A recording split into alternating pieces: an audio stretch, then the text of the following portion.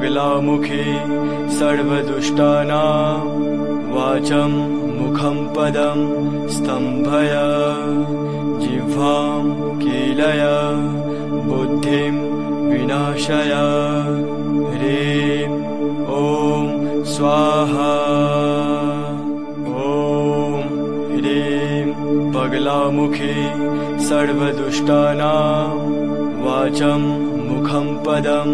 स्तम्भय जिह्वां कीलय बुद्धिं विनाशय ह्रीं ॐ स्वाहा ॐ ह्रीं पगलामुखी